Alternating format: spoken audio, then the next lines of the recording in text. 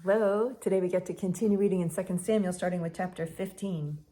After this, Absalom got himself a chariot and horses and 50 men to run before him. And Absalom used to rise early and stand beside the way of the gate. And when any man had a dispute to come before the king for judgment, Absalom would call to him and say, "From what city are you?"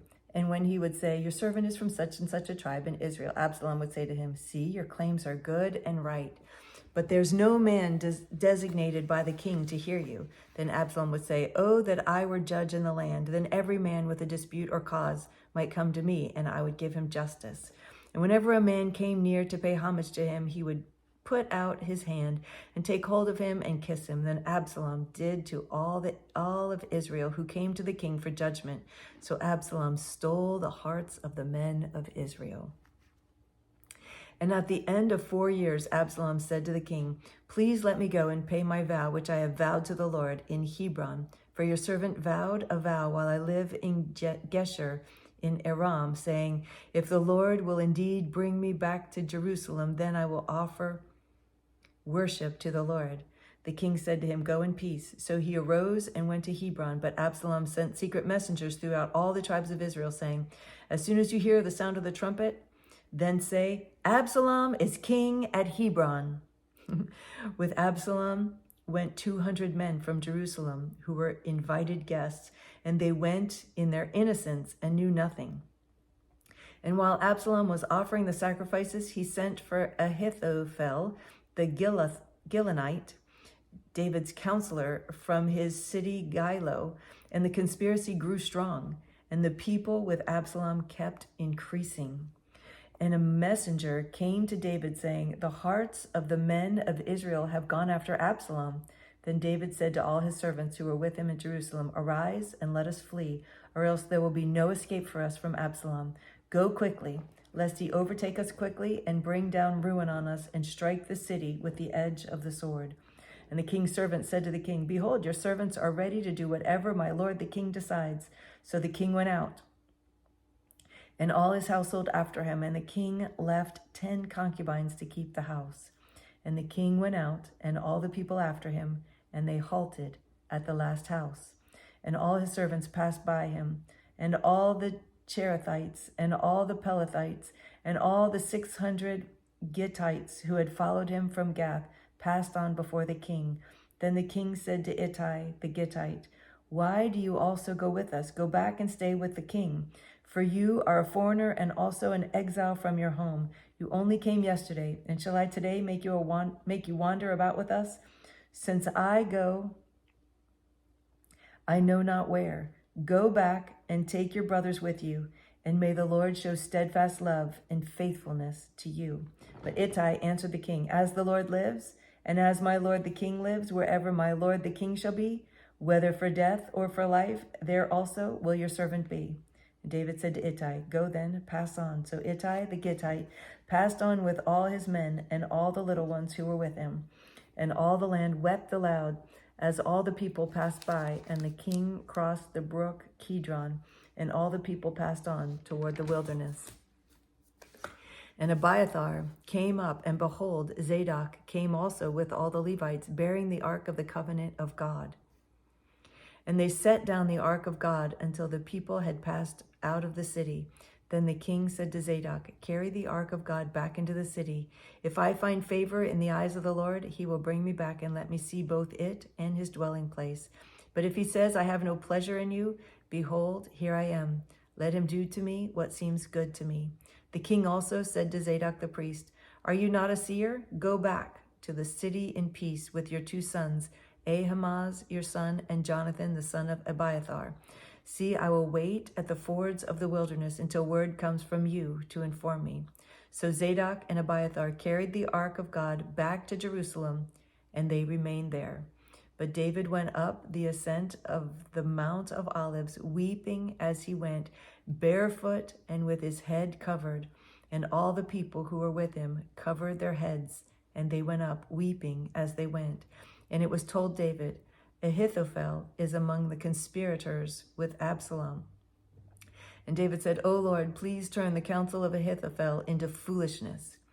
While David was coming to the summit where God was worshipped, behold, Hushai the Archite came to meet him with his coat torn and dirt on his head. David said to him, "If you go on with me, you will be a burden to me. But if you return to the city and say to Absalom, I will be your servant, O king, as I have been your father's servant in times past, so now I will be your servant. Then you will defeat for me the counsel of Ahithophel.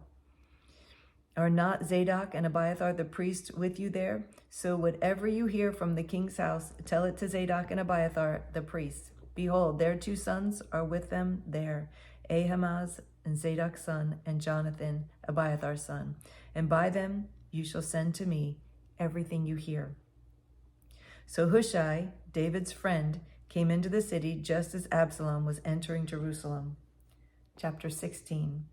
When David had passed a little beyond the summit, Ziba, the servant of Mephibosheth, met him with a couple of donkeys saddled, bearing 200 loaves of bread, 100 bunches of raisins, 100 of summer fruits, and a skin of wine. And the king said to Ziba, "Why have you brought these?" Ziba answered, "The donkeys are for the king's household to ride on, the bread and summer fruit for the young men to eat, and the wine for those who faint in the wilderness to drink." And the king said, "And where is your master's son?" Ziba said to the king, "Behold, he remains in Jerusalem, for he said, 'Today the house of Israel will give me back the kingdom of my father.'"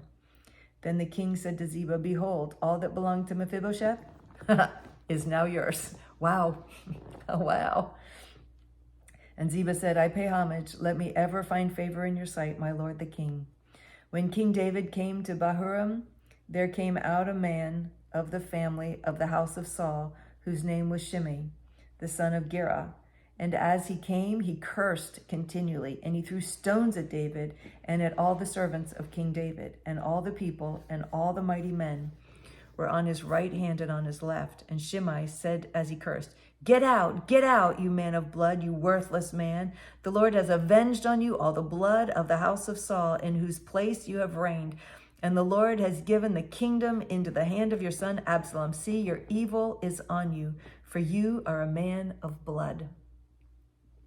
Then Abishai, the son of Zeruiah, said to the king, "Why should this dead dog curse my lord the king? Let me go over and take off his head." But the king said, "What have I to do with you, you sons of Zeruiah? If he is cursing because the Lord has said to him, 'Curse David,' who then shall say, 'Why have you done so?'" And David said to Abishai and to all his servants, "Behold, my own son seeks my life. How much more now may this Benjamite? Leave him alone and let him curse, for the Lord has told him to do so. It may be that the Lord will look on the wrong done to me, and that the Lord will repay me with good for his cursing today." So David and his men went on the road, while Shimei went along on the hillside opposite him and cursed him as he went, and threw stones at him and flung dust. And the king and all the people who were with him arrived weary at the Jordan, and there he refreshed himself. Now Absalom and all the people, the men of Israel, came to Jerusalem, and Ahithophel with him. And when Hushai the Archite, David's friend, came to Absalom, Hushai said to Absalom, "Long live the king! Long live the king!" And Absalom said to Hushai, "Is this your loyalty to your friend? Why did you not go with your friend?" And Hushai said to Absalom, "No, for whom the Lord and this people and all the men of Israel have chosen, his I will be, and with him I will remain. And again, whom shall I serve? Should it not be his son? As I have served your father, so I will serve you." Then Absalom said to Ahithophel, "Give your counsel. What shall we do?" Ahithophel said to Absalom, "Go in to your father's concubines, whom he has left to keep the house, and all Israel will hear that you have made yourself a stench to your father, and the hands of all who are with you will be strengthened." So they pitched a tent for Absalom on the roof, and Absalom went into his father's concubines in the sight of all of Israel. Ugh, that would be horrible. Psalm chapter 3. That's good. Let's change the subject, right? "O Lord, how many are my foes? Many are rising against me. Many are saying of my soul, there is no salvation for him in God. Selah. But you, O Lord, are a shield about me, my glory and the lifter of my head. I cried aloud to the Lord, and he answered me from his holy hill. Selah." I lay down and slept. I awoke again, for the Lord sustained me. I will not be afraid of many thousands of people who have set themselves against me all around. Arise, O Lord, save me, O my God, for you strike all my enemies on the cheek. You break the teeth of the wicked. Salvation belongs to the Lord. Your blessing be on your people. Selah. That's a great way to end the reading for today. I like that. Salvation belongs to the Lord. Your blessing be on your people. Be blessed. Be blessed today for hearing the word of the Lord. Thank you so much for joining me. I love you so much. I'll see you tomorrow.